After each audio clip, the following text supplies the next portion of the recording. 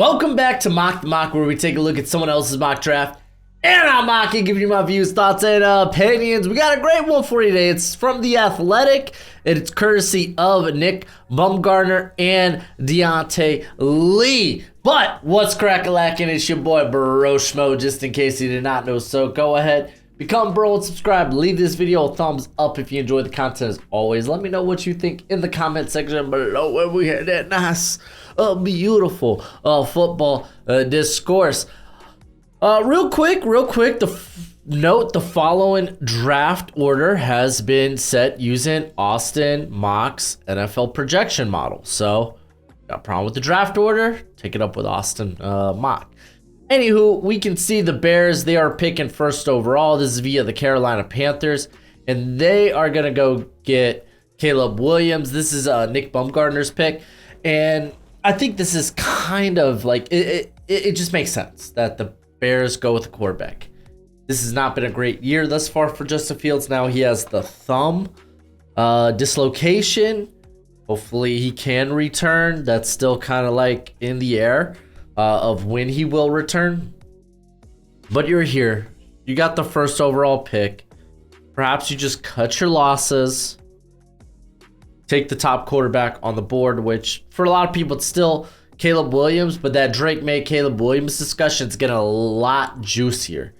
Like, Drake Maye is closing the gap, and Caleb Williams, especially with his play against Notre Dame, not doing himself any favors. If you're looking for maybe a more, I don't want to use the word pro-ready quarterback, but more someone who can sit, operate your offense, make quick decisions. That's you're probably looking at Drake Maye, because the things that make Caleb Williams so special, it's what he can do under pressure, what he can do off platform, what he can do as an improviser. And this year he just hasn't been that good under pressure. I mean, and that's why a lot of people don't necessarily look at how they are under pressure, because it's just, the variables are just insane. It's such a volatile thing to look at that it's just easier to look at, okay, what are they when things are perfect? When the pocket is clean, when they aren't getting pressured. Like, are they giving, do they have that high level play? If so, then cool, you can move on to the next step of, okay, then how are they under pressure? What exactly are they doing wrong? What is going wrong? So again, all that's like, you could use the analytics, but at the end of the day, you need the context of the film to kind of ultimately come to those conclusions. So Bears, they go Caleb Maye. That's kind of a long-winded answer there, but I feel like the Caleb Williams, Drake Maye discussion has become there's a lot more to it now. There really, really is. Next is the Arizona Cardinals, and they take Olu Fashanu, and this is Diante Lee. Let's actually read this one. Although Fashanu might have been the top-ranked offensive tackle in 2023, he in the 2023 draft, had he turned pro, he's still one of the blue-chip talents. Fashanu checks all the boxes. Get that. Fashanu's great. Okay, so this is the idea of just pairing Fashanu up with Paris Johnson and saying, okay, maybe we get off the books on DJ Humphrey's contract. Maybe you move him because he's still solid, really good tackle. And this is a very offensive heavy draft, guys. So if Cardinals are picking two, it's either you trade down or you take an offensive player. That's just kind of what it is. In like I would say for the top 4 to 5 picks. You're thinking like, okay, well, the top players right now are on the offensive side of the football. I mean, again, you could, like, DJ Humphries is still pretty solid. You could get a decent haul for him, maybe a day 2 pick, some change. So I don't mind it. Let's see what Arizona will eventually do with their next pick. I imagine that's where they go defense. Let's keep going. Chicago Bears are number 3. They take Marvin Harrison Jr. So you pair up Caleb Williams with Marvin Harrison Jr. Makes all the sense in the world. Now Caleb Williams has these disgusting weapons to work with in terms of Marvin Harrison Jr. and DJ Moore. And Cole Kmet, who's kind of emergent. I'm not saying like Cole Kmet's like this top tier tight end, but he is a very good security blanket. He knows how to find the soft spot in coverage. At number 4, we will have the Denver Broncos taking Drake Maye.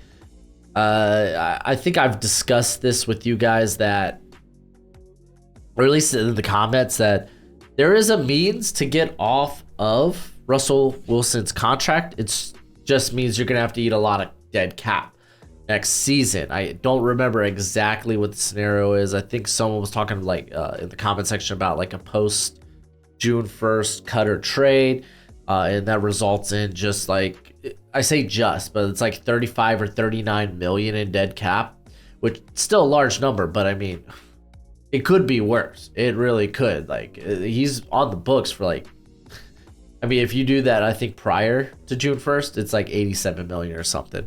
But I think Sean Payton's going to kind of blow some of this up and build this team in his image. And Drake Maye is a great start. And we got the Giants going to Marius Mims. Kind of shocked that this one isn't Joe Alt. But I mean, Mims, you get on the right side, so you're not having to switch him from like left to right. Though, I mean, I feel like for some prospects, that's kind of irrelevant.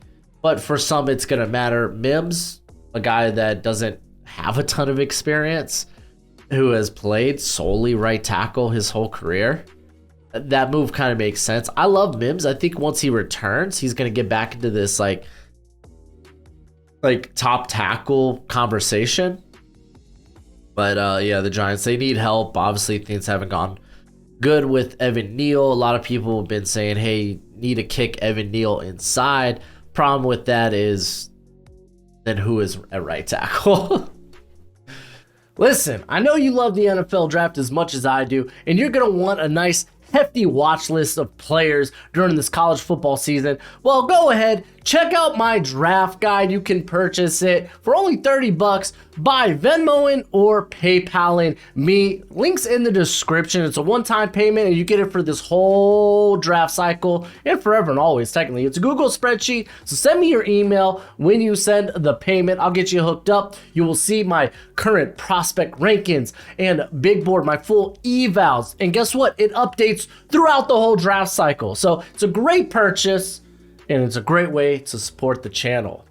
All right, New England Patriots are going to take Jared Verse with the top quarterbacks off the board. I imagine it's just like, I guess we kind of go with one of the best players available. Bill Belichick doesn't have a good good track record drafting receivers. And I mean, I feel like Joe Alt sitting here, like, you're like, let's just go ahead. If we're not comfortable with the quarterback class here, if we're not comfortable with the wide receiver class, or at least our ability to draft wide receivers, then why not go with Joe Alt? But I get it, man. Jared Verse, one of the top defensive players in this class. I think you could. I really do think if you're not comfortable with quarterback, then you're going like Joe Alt, because your tackle position is just terrible. But I would take a swing on one of the receivers. Like, you need better playmakers. You really do. I mean, you need a replacement for Mac Jones, but I mean, obviously, they feel like they're not in place to grab one here. But I don't know, man. Do we see kind of a rebuild here begin with the Patriots? Well, let's keep moving. We got the Washington Commanders going with J.C. Latham. Okay, so Latham is actually the next tackle off the board here. I would prefer to go with Alt, but Latham's fine. Yeah, I mean, they wouldn't mind tackle help, to be fair. Sam Howell is creating a lot of that pressure on himself. But, I mean, hopefully as he gets more comfortable in the pocket, feeling pressure, seeing pressure, being able to know where pressure's coming pre-snap, as he kind of like gets the finer things down at the quarterback position to help prevent that. It's not a bad thing to try to upgrade that line. You got Charles Leno, who you could probably get off of his contract if you want to. I think he's still a productive tackle. Honestly, Cornelius Lucas stepped in this past week and played really well. They signed Andrew Wiley. I thought that was kind of a bad sign in any way. So maybe this is actually a Wiley replacement.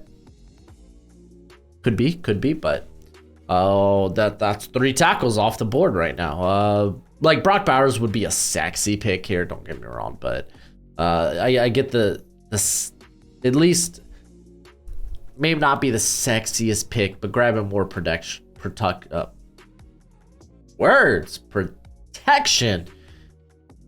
isn't a bad way to go either. The New York Jets take Brock Bowers. This is a pick I made a couple of weeks ago in my mock for the Jets.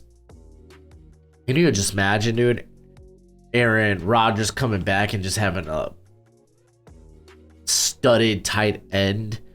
Oh man, he would just freaking love that. I mean, Robert Saleh, he saw it when he was in San Francisco.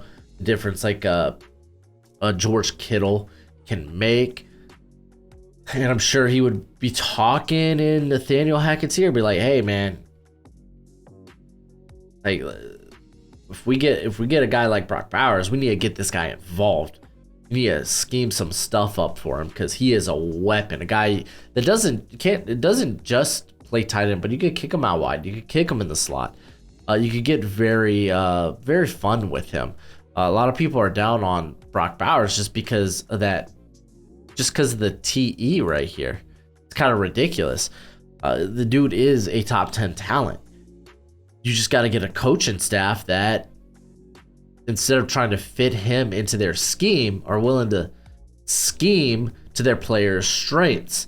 Like we kind of see that, like, because the Kyle Pitts thing, just like, well, this is why you don't take tight end in the top 4. It's like, no, this is why Arthur Smith shouldn't have taken a tight end into the top 4. He's just not utilizing Kyle Pitts as he should. He's not scheming stuff up for him. Even when you kick him out wide or put him in the slot, you're not scheming stuff up for him. You're just putting him there just to put him there. Like, get him involved, man. Though, to be fair, Kyle Pitts has been involved the last few weeks. I don't know if that's a sign of things to come, but regardless, Brock Bowers, I love the pick for the Jets. I mean, Aaron Rodgers, man, he loved himself tight ends like Robert Tonyan. I mean, you could even go back to like, was it Jermichael Finley and such. At pick 9, we got Joe Alt going to the Titans. So this is 4 tackles in the top 9. Kind of wild. So a year after Peter Skoronski fell into their laps, the Titans continue their offensive line project. So okay, so I like this. Playing him next to or opposite of Skoronski, I like that. So I don't mind. This would be kind of the dream scenario for me, right? Joe Alt, left tackle, Peter Skoronski, right tackle, Nicholas Petit-Frere, right guard, and then Andre Dillard, left guard. And then you figure out what's going on at center. Like Brewer, yeah. So I actually like this a ton. I really, really do. I think the Titans going tackle just makes so much sense in this draft, especially with just how good the talent is. Oh boy, the Minnesota Vikings take J.J. McCarthy. He is the next quarterback off the board. Let's read this real quick. McCarthy currently leads all FBS passers, minimum of 100 snaps, and EPA per dropback, despite playing in Michigan's run-heavy attack. His efficiency also has been very consistent outside of one poor showing, Bowling Green. Oh, and he is just 20 years old. So J.J. McCarthy, and I think where did I hear this? I'm pretty sure it was NFL Stock Exchange. Could be getting that wrong. Pretty confident it is. Correct me if I'm not. When they talked about McCarthy just a couple of days ago, they were like, JJ McCarthy's evaluation doesn't start until the competition gets better, because they're gonna have Penn State, Ohio State, Maryland. Yes, Maryland's got a decent defense there.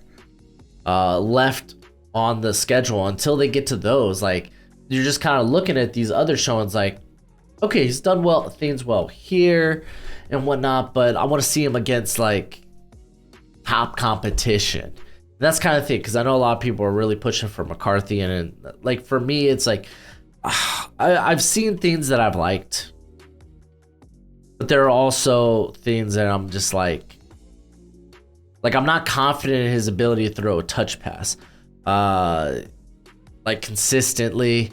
I'm not confident in his ability, I'm not confident in his ability under pressure, like when he climbs the pocket. His throwing motion just gets real wonky because he's got the ball so close to the chest, and I think that causes a lot of inaccuracies with him. And I think a lot of that is like based on like the year prior where he had a ton of fumbles in the pocket just because he was loosey-goosey with the football. So it's like he's a young guy, he's still learning, ton of potential, he's got the arm talent. But let's see him against that top talent first. Like, it's real easy to look good when you're facing nobodies. And that may be harsh, but it's like Michigan's this big powerhouse. It's real easy to look good against lesser teams. And by the way, Minnesota, yes, they need a quarterback. Kirk Cousins is free agent. All right. What else we got going on here? Pick 11. It's going to be the Pittsburgh Steelers, Kool-Aid McKinstry. That makes so much sense. Ooh, we got back-to-back picks here. All right. So Kool-Aid McKinstry, he's my top corner, pairing him up against Joey Porter. All the sense in the world. Your cornerback room is not great right now. Joey Porter's looked good. He needs to get more snaps. Patrick Peterson is at least washed for the system. He looked really good in an off-zone coverage system back under Ed Donatel in Minnesota. But playing this more press, a lot of man coverage, that's just not his cup of tea anymore. So yeah, I always thought he was a bad fit for Pittsburgh, and it kind of feels like that's the case. You got Levi Wallace, who's a good depth player, but you got to keep swinging on the position. You just got to keep swinging. So I like the pick of Kool-Aid McKinstry, but we got Nate Wiggins really high, cornerback 2 here. Going to the Cardinals. I think the Cardinals need corner help. Honestly, you could kind of like close your eyes, pick a position on the defense, and then draft whoever's the top of that position. You're probably feeling okay there. Yeah, thumbs up for me, man. I like Wiggins. He's a really good athlete. Las Vegas Raiders. They're next. They're going Dallas Turner. Wow, hesitancy on these older quarterbacks. Okay, this is interesting. Personally, I think Turner is the best defensive player in the class, but at 250 pounds or lighter, he won't be everyone's favorite edge. Las Vegas could use some more juice up front, though, and a speed rusher like Turner would be a great change of pace from the high motor Max Crosby brains. Well, they just went Tyree Wilson. This is kind of the problem here. They just went Tyree Wilson. He's been bad. Very ineffective his rookie year. Versatile body type, though, doesn't mean you can't have both. Like all of Max Crosby, Tyree Wilson, and Dallas Turner on the field at the same time. Not completely against this. However, I would go quarterback. That's probably where I'm going, but hey, is what it is. Indianapolis Colts go Malik Neighbors. I really like this fit. You get a guy that can win on all levels of the field. Just his speed is amazing. His ability to get to top, like to switch gears, get to that fifth gear real quickly is just next level. He does everything fast. He's wonderful after the catch. And that's the last part there. Great after the catch. He kind of completes this, for me, this wide receiver core of you got your big contested catch target in Michael Pittman. There we go. Lost his name for a second. You have a very nice route runner. and just a guy that can be a very good possession receiver in Josh Downs, and then Malik Neighbors, who's that after the catch target that can win vertically. So I like it. All right, well, what do we got here at pick 15? It's Quinn Ewers going to the Atlanta Falcons. Fun fact, Quinn Ewers, I feel like comes back. You'd be like, what about Archie Madden? Oh, man, maybe he just waits his time. Because Quinn Ewers is... the things we wanted to see Ewers get better at, he just hasn't. I think he's a little better under pressure this season. But for me, it's just how often he misses deep. The inaccuracies on the deep ball, I really hate. He goes through these dry spells in games. I know we've done 3 Texas watch-alongs already. And we've seen it. We've seen Quinn Ewers just go through these droughts. And then just nothing come of it until like, oh, then he gets hot for a couple of drives. This is where I'd rather take one of those more veteran quarterbacks like a Bo Nix, like a Michael Penix, come in and immediately be that guy I could put under center here for the Atlanta Falcons, be like, this guy can get it done. He can run my offense effectively. He can get to the line and he can make these pre-snap reads, and I could trust him with the offense. And the best part about a Bo Nix and a Michael Penix, they have NFL arms. They do. So it's like, it's not like with some of these other rookies who are still, like we talked about with Caleb Williams. We got Quinn Ewers here. You could say the same thing about JJ McCarthy, who are still kind of, even Drake Maye to some regard, who are still learning how to figure things out pre-snap and how to adjust to that. Or when pressure does come, how do they handle that?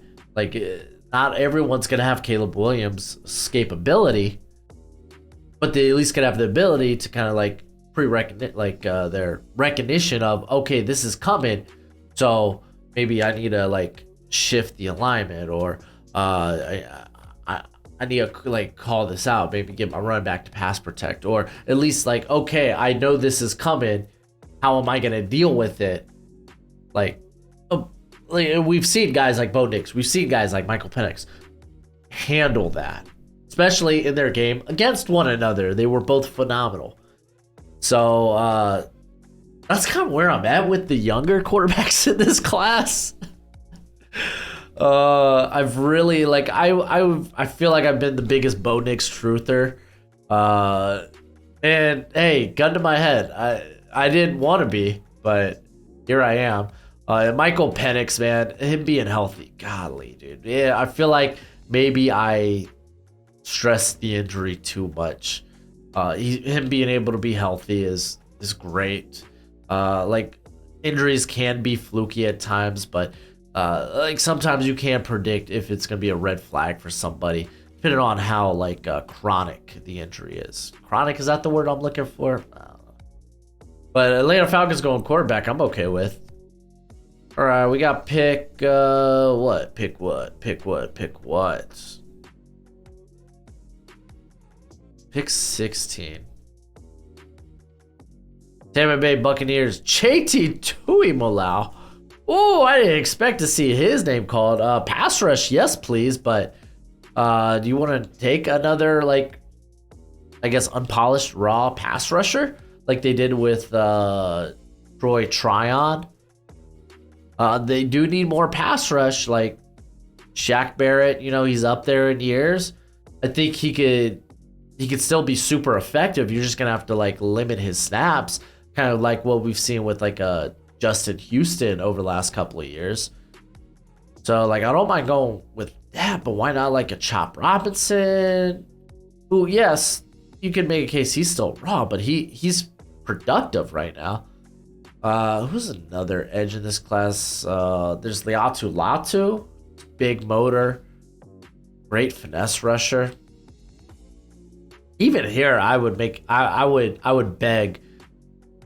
to be like, why? What about the other quarterbacks in this class?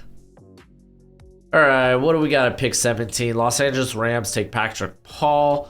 I released my tackle rankings just a few days ago, so you can go check that out. I'm not that high on Patrick Paul, but I do have him as OT 10. I still think there are some things I want to see him get better at. And I don't want to say I see him largely as a project right now, but I think he's more developmental than people give him credit for. He's been playing phenomenal this season. He's got a big matchup this weekend against Texas. Let's see how he does against that Texas pass rush. But, I mean, I get it. Length, size, he's got it. Rams, they're desperate. They're desperate on the offensive line. The Cincinnati Bengals take Kalen Keene. Ooh, I'm a little interested in reading this one. All right. Cincinnati has built its defense around playmakers just like Keene in the secondary. I mean, Roma Dunze. Who else? Keon Coleman. Kind of an ideal fit for a team that's about to lose T. Higgins. I think there's just better picks to be made here. I do love Kalen Keene as a prospect, though. All right, we got pick 19. Cooper DeJean going to the Packers. He feels like the most Packer player in this class. Someone that I think you can play on the outside. You can play him at safety. You can play him in the slot. He gives you just all kinds of versatility. He's a very disciplined zone corner who, if Joe Barry's still there, Joe Barry would love a guy like this. So that's back-to-back years with Iowa prospects. That's kind of wild. Pick 20, Seattle Seahawks take Chop Robinson. Listen, the pass rush, it's been so inconsistent this season for the Seahawks. So, I mean, I don't mind this. I don't mind this pick whatsoever. Like, Jerzon Newton would be great. So, hold on. Seattle likely would be, because I just saw his name and I was just like, why did they go with him? Would be penciled in for an interior defender like this, but Robinson has explosive potential. I mean, they've taken swings on guys with this explosiveness. Not saying this is like wrong, but like they've done it with Boye Mafe. They've done it with, Derek Hall, I guess, so to speak, who he hasn't really, I don't know if he's been hurt. I don't think he's been hurt. I haven't had him listed as an injury. I just don't think he's playing, but I mean, I get it. He's one of the top players on board. I think I'd still lean Jerzon, though, at this point. Houston Texans take Keon Coleman, man. If this is D'Amico Ryan making the big man, he's taking him some Jerzon Newton. He's like, that man's a good run defender? Need not say more. And a penetrator?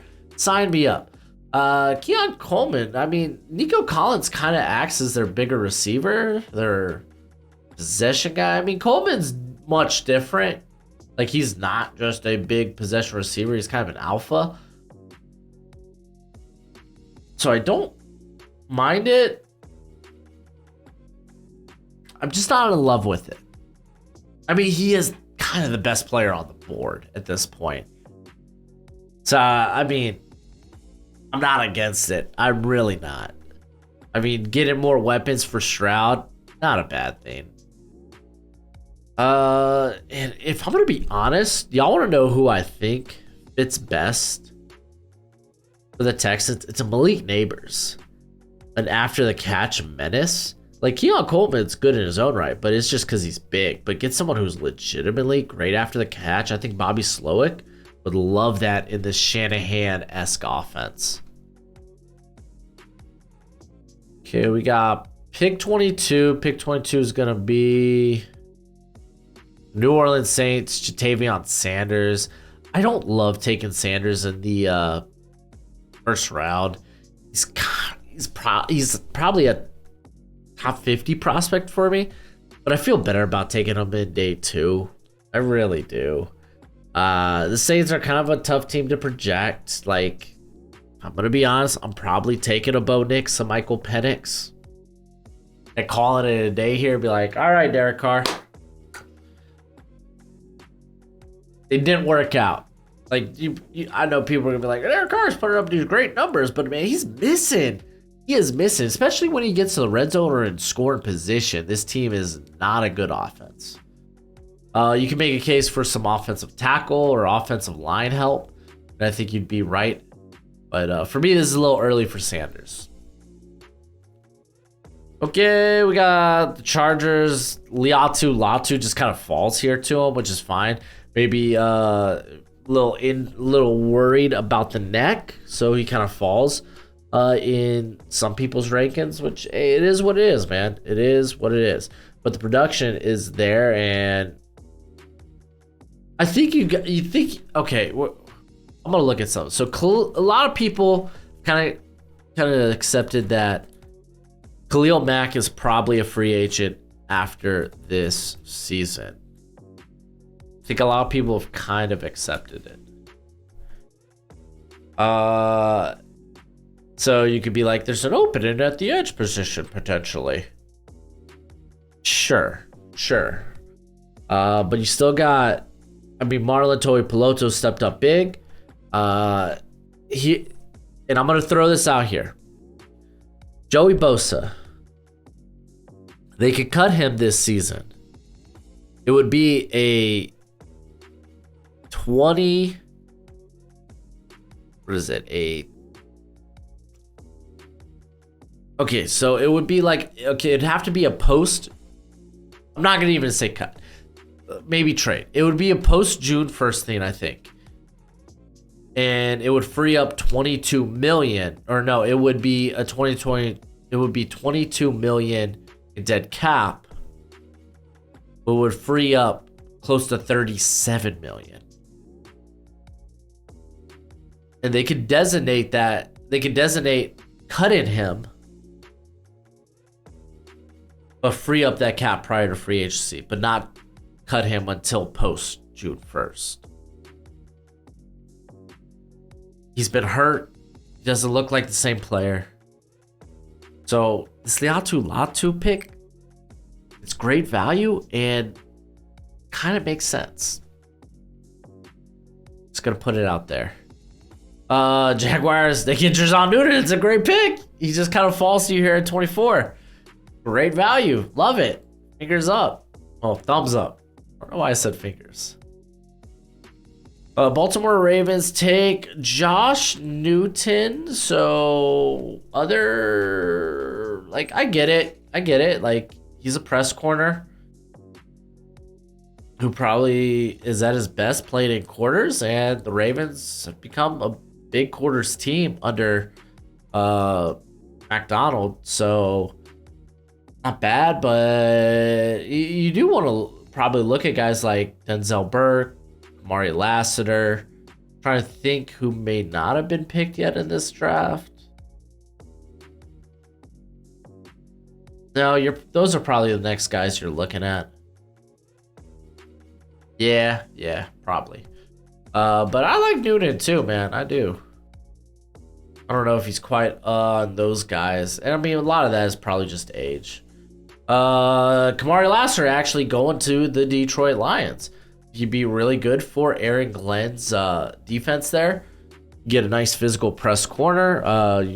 He is that because he's coming from Georgia. We saw this last week that with Emmanuel Mosley down, like the corners, they could definitely use more talent. They got lucky that Baker Mayfield either missed or didn't even see some of the shots taken downfield. They kind of got lucky there. So I think corner just makes the most sense for Detroit in the first round at this point. Buffalo Bills take Emeka Egbuka. No Rome Odunze. Ooh, but they mention him. Shout out. They say Washington's Rome Odunze could be another candidate here. And I think he kind of makes sense. Big-bodied, vertical guy, great speed. He's showing up at the contested catch. If you don't want to re-sign Gabe Davis, then that feels like kind of like a nice that just feels like a nice a replacement for that type of receiver. With Emeka Egbuka, you're getting a really good route runner, and you kind of have that already in Stephon Diggs. Not to say that you can't have two of those guys on the field, but I feel like they got a couple of guys that kind of fit that. on their depth chart, like a Khalil Shakir is that. But yeah, I think Rome Odunze is just kind of the better fit. That's my opinion.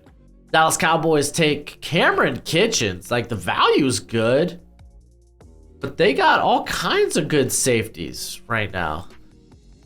Like Malik Hooker. Was it Jayon Curse? But he's up there in years. Donovan Wilson hasn't been bad for him. I feel like after all these years of like us saying, like, people being like, well, Dallas should take a safety, but they don't take safeties early. This is kind of a weird year to do that. Dallas, I mean, honestly, Dallas, if you're just like looking at this from like perspective of let's just take the best player on the board, I don't think it's a bad pick. All right, we got pick 29, and it's Rome Odunze. Okay, so that's gonna be interesting here. I don't know why the Eagles do this,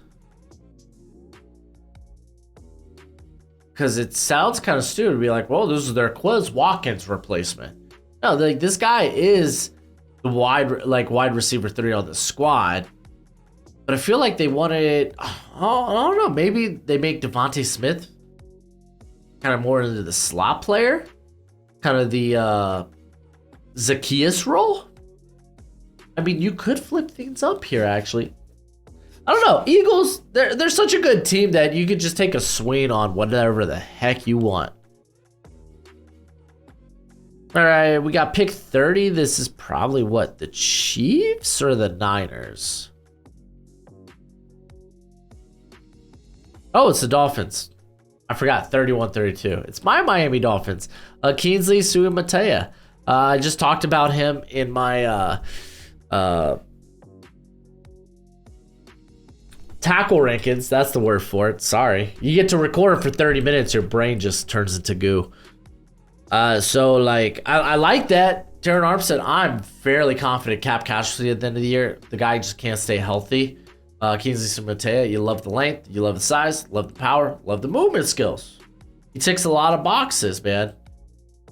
Question will be in this. It's a very good tackle class. How many of these guys will go in the first round? But I do like this pick a lot for the Dolphins. Oh, apparently tackle position just keeps going in the first round. I wonder if they've gotten around to Talise Fuaga yet. But they got Tyler Guyton here, who I feel like is more of a day 2 guy. I really do, but I get it. He is kind of another Wanya Morris. And the Chiefs were the team that took Wanya Morris, I believe.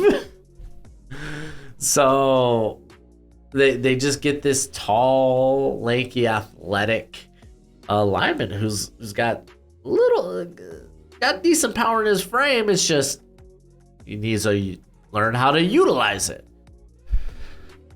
Interesting pick here at 32. It's Zach Zittner. Maybe I'm just an interior.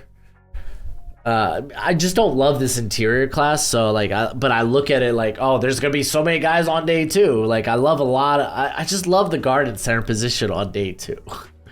For me, it's kind of hard to, unless you're dealing with like someone who is truly not even necessarily generational, but is this like